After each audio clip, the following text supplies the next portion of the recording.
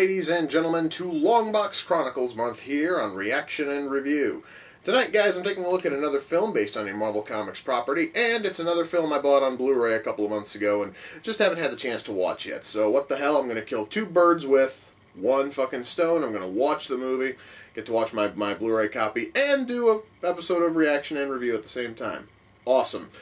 The movie came out in 2011. The movie is X-Men First Class. Now, I know this is technically a whole new, like, X-Men franchise, kinda. According to everything I've been told, it is basically like a whole new franchise. It is essentially a reboot of sorts, while still borrowing a handful of elements from the previous films, which makes it more of a soft reboot than it is a full-on reboot. So, bearing that in mind, I guess I should mention, this is just for the sake of full fucking disclosure here, I did watch the first two X-Men movies.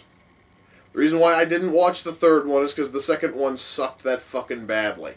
But the first one was really good. I'm kind of hoping this one, at least in terms of quality, leans a bit more towards the first X-Men movie and not the second. Dear God, not the fucking second. Okay, so, yeah. So I just sort of want you guys to know that my history with the X-Men movies is a little bit sketchy. However, I am still willing to give this thing a shot. In fact, if I wasn't willing to give it a shot, then why the fuck would I have spent $4 at a goddamn garage sale to buy it? But hey, oh yeah, speaking of that, yeah, found this thing at a yard sale for $4. So hey, even if this thing sucks, it only cost me $4. I'll probably get that back if I sell it at one of my local used, like, DVD shops. So hey, that works for me. Now, I really should just stop my yammering and stop my babbling and just get to the movie. So that's exactly what I'm going to do. So without further ado, it's time to kick back, relax, and check out X-Men First Class. Wow, that has to be one of the most painful ways to die I've ever seen in any film. Wearing a fucking, like, military helmet, and then having it, while it's still on your head, having it crushed in like a fucking, like a fucking beer can. That would probably hurt, you know, like fucking hell. However, though, I honestly don't feel fucking sorry for them, because, well, after all, they were fucking Nazis, and by default, they were kind of asking for it.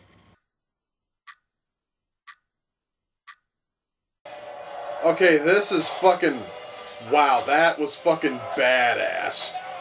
Okay, I'm gonna tell you guys right now, in this movie, I am loving Magneto. He is probably one of the most ruthless people I've seen in any fucking X-Men movie. However, though, again, out of the 3 people he has just wounded, maimed, or killed, 2 of them were, you know, Nazis. Again, it's fully fucking justifiable then.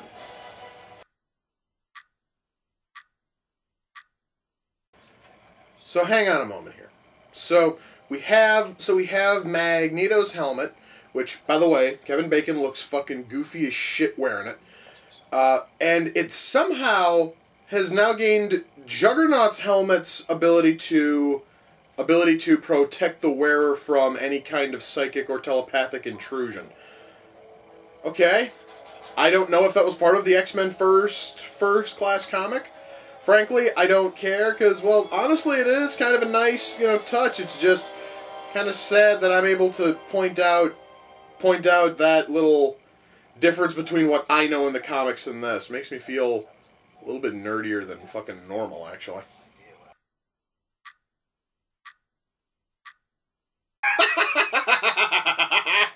Okay.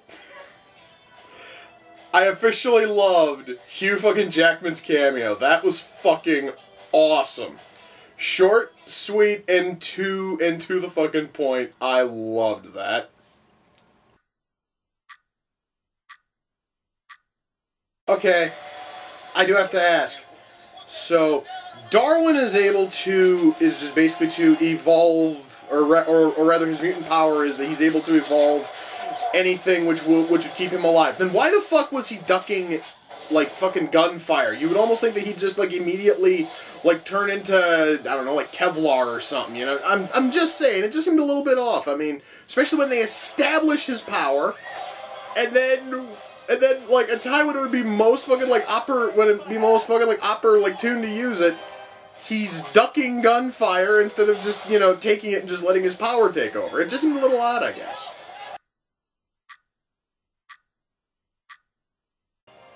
So, essentially, the way to maximize Magneto's power is basically to pretend that he is Peter Pan and think happy thoughts. You know, no matter how sensible that is, the very fact that I just fucking compared it to Peter Pan makes it sound a little bit stupid. I just kind of wanted to share that. But hey, you know, at least it does fucking work. Just have to think happy thoughts and bang, you can move metal with your fucking mind. That's kind of cool, really. Alright, I am going to happily admit that using fucking, you know, like Banshee essentially as a sonar, you know, as a sonar device was pretty cool. That honestly was sort of clever. I really am going to have to applaud the writers on that one.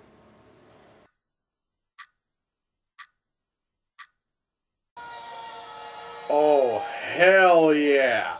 That is the coolest way to kill anyone I have ever fucking seen. Oh my god, that was fucking awesome. I am never going to look at a nickel the same fucking way ever again without thinking of it as the greatest weapon to kill a human being with. That's fucking awesome.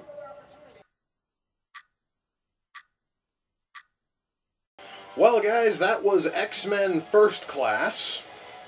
God damn, that was really good. Okay, let me shut off the disc here. Now I can start talking about the movie. Now, before I get into the review itself, I know a lot of you have got a real bad habit of posting comments before you finish watching the video, and I know a lot of my fellow nerds are going to correct a colossal screw-up on my part from earlier. But while I was watching the movie, I did have my laptop on, and while I was watching it, I was sort of checking my own, shit, and at one point I said that I did not remember Magneto's helmet being able to essentially protect himself from telepathic intrusions and telepathic attacks. Yeah, according to the Marvel Comics wiki, yeah, that is totally one of the abilities of his helmet. I did not know. So all of you who, corrected me, well, yeah, I know that I royally fucked up, and now I know that you don't know how to watch an entire video before posting a comment. Which means now I can just sort of sit and laugh at you if I'm feeling excessively dickish. Now, let's talk about the movie itself, shall we? I just sort of wanted to correct a little error from earlier. As I stated before, I've only seen 2 other X-Men movies before this. 3 if you want to count that god-awful Generation X made-for-TV movie. And out of those, this one is by far the best. Because mind you, the very first X-Men movie was really good. It was very solid. It was very, very fun. The second movie the second movie, I cannot put my finger on exactly what it was about X-Men 2 that I didn't like, outside of the fact that it was incredibly boring. But I do know that it just wasn't appealing to me at all. So we do have that. But this one here, it is strong from start to finish, minus a couple of little, questionable things I would kind of sort of question as a comic book fan with marginal knowledge in X-Men. I mean, shit, after all, I didn't even know about the thing with fucking, Magneto's helmet. So, yeah, that shows you exactly how big of an X-Men fan I am. Minus just a couple of little minor things which kind of bug me, such as Banshee not having his Irish accent, instead turning him into a stoner, all of that kind of shit, which is very minor and very piddly, and it really shouldn't affect anybody's, fucking enjoyment with watching the movie. Now, just besides those little niggling issues in terms of writing and acting, it is really solid. The story here is fantastic, and I have no idea if this is based on any of the X-Men First class comics or not. I really have no idea. I kind of have my doubts, just simply because this because the roster of X-Men in this movie don't quite seem to you know, gel with what I happen to remember being the roster in the First Class comics. I don't know, and frankly, at this point, I don't fucking care. Because, as I've always stated, I don't care how loyal something is to the source. It just has to be fun, alright? And this movie is certainly fun. The writing has very, very strong action. It has fantastic dialogue. The humor in this movie is just fucking razor sharp, which is always a good thing. I have always loved sharp humor over the blunt sort of bullshit that passes for comedy nowadays in, well, actual comedies. So yeah, guys, writing here is just fantastic, and you are going to love every single character. I mean, shit, guys, you know, even honestly, characters like, you know, like, Darwin, who, well, I just could not get behind Darwin, like, at all. But even then, Darwin comes off as just slightly likable, which is kind of saying a lot because he is a fucking X-Man that I don't know a whole lot about. And they still made me kind of sort of care, you know, slightly. So hell, that right there is, you know, marks. And part of that is because of the acting. I mean, because you can have really strong writing and bullshit acting will completely kill your fantastic writing. Well, here we have awesome acting and great casting, which perfectly complements the awesome writing. So at least on that level, everything looks great. I mean, everything is great in terms of acting and writing. In fact, shit, I right now I'm trying to think of anything I could say is a negative, and once more, without dipping into the whole Banshee being a stoner instead of Irish, besides that one little niggling complaint, I had nothing else to honestly bitch about in terms of the acting. And, you know, that honestly might not have been the fault of the acting or the writing. That honestly might have been more the fault of the fucking directing, but I'm not going to get into that. Everything here, though, it fucking works. And even having Banshee is just basically a stoner, it still works in its own sort of way. So, yeah, guys, the acting here is really good. Now, mind you, the acting in this thing was never going to be good enough to win a fucking Oscar, but, you know, it's still really solid. So, hell, I honestly am not able to really, you know, gripe on it there, you know, too much. Now, because this was an X-Men film, and because this was a big-budget film from a major studio, of course, naturally, things like lighting and camera work and special effects are going to look awesome. However, I do have to give special note to all of the special effects in this film, specifically for characters such as Darwin and for Emma Frost, where they were able to use those powers and make them look awesome. I don't know if Emma Frost has been featured in any of the other X-Men films, but I do know that the whole fucking, you know, effect of her turning into Crystal here looks great. And it's also kind of nice to see that they're able to still carry over all of the frickin', you know, effects. They were able to carry over all of the effect work when it came to characters such as Mystique, where it is the very same kind of, you know, like morphing effect they used in the original X-Men movie. So, hell, that right there is a nice little, you know, callback to the two previous films, which is always good. Beyond that, though, guys, effects are really good. However, effects are also, even though they are good, there really is nothing here which is going to set the world on fire in terms of special effects. It really is the kind of thing that you really should have fucking expected going into an X-Men movie. So honestly, I can mention it and I can say that it's good. However, it's not really anything special. It's basically just sort of par for the course. So there's nothing really big going on there. Camera work is good, lighting is good. I'm really trying to think if there's anything I can really mention. Well, the film is set in the 1960s, so thanks to that, we have every single set looks very, very, you know, like retro, retro 60s. The soundtrack, when it's not the you know, score, is all early 60s like rock, which sounds really good. Apparently the sequel to this is going to be set in the late 60s, which means that the soundtrack's going to be even better, because I kind of prefer late 60s rock over early 60s, but that's just me. And that really has no bearing here because, well, the sequel isn't even they haven't even started working on the fucking sequel yet, outside of possibly writing. So, anyway, the soundtrack here is good, and the score here is really good. And honestly, going back to the whole sequel thing, this movie was so fucking good, I am really anxious on the sequel. I really want to see exactly where the hell they are going to be taking this story next. So, yeah, when it comes to that, mission the fuck accomplished, I want to see the sequel. And it's one of those rare instances, I may actually go to a fucking theater and watch it, even though I can't stand going to theaters. That should tell you how absolutely entertaining this fucking movie was. Now, I do have to say, though, that odds are when I finalize my top 5 movies this year, this thing's probably not going to be on the list. But again, similar to a few other films, if I were to do like a top 10 instead of a top 5, which I'm not doing a top 10, I'll tell you that right now, this would probably make it into the top 10, but it's not quite good enough to crack into the top 5. So yeah, can I recommend this? Fuck yes, I can.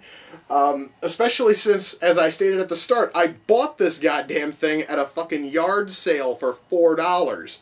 So frankly, even if it sucked, like I said before, I honestly wouldn't have been too, fucking broken up by it. However, though, the very fact that something this fucking awesome only cost me $4 fucking makes me exceptionally happy. So yeah, this thing is going to be staying in my Blu-ray collection for quite a while. I'm very happy about that. So yeah, if you guys can find a copy of this somewhere, you're probably gonna have to buy it or rent it. I'm not entirely certain if it's on Netflix or if it's on Hulu or if it's any of that shit. You can probably download it off of Amazon, because I do believe that Amazon does have it amongst their downloadable movies service. And if they don't, you can still buy it off Amazon. Why not? You seriously, guys, are not going to fail here. There seriously is. There really is nothing horrible here, and about the only people I think who would not be able to get, into this are people who just have a burning hatred for any and all things X-Men. So it's like you would have to be incredibly biased against the entire X-Men franchise to find nothing likable here. And even then, you still might find a little something, because this movie is not totally for just fans of X-Men. It also is a nice way to kind of sort of introduce people and try to also take, those who are far more critical of the franchise as a whole, and maybe try to get them to kind of sort of lighten up on it a little bit, So yeah, I really can recommend this to everybody. Even if you weren't a fan of the previous X-Men movies, the fact that out of the 2 I've seen, 3 counting this one is by far the best, should tell you that you really should still at least give it a fair shot. So yeah, guys, go ahead and, attempt to find this one. Most of you probably have, because, well, most of you guys have probably all already seen this movie, because, well, it was a pretty sizable hit when it, first came out to theaters. It was a massive seller on both DVD and Blu-ray, which, yeah, that's probably why I got this thing for $4, because almost everybody had a fucking copy. The person was just trying to offload it because they didn't care for it. Well, hey, their fucking loss is my goddamn gain. I'm happy about that. So yeah, guys, I really don't know what else to say. I've been basically repeating myself and rambling now for the last few minutes. For whatever reason, I guess I just kind of want to subconsciously want to pad out this video some more. So I'm just going to shut the fuck up. I'm going to let you guys, walk out of here and try to find yourself a copy of this if you don't already own one. So with that, we come to the close of another reaction and review. Until next time, ladies and gentlemen, take care, and I will see you all in the near future. Peace.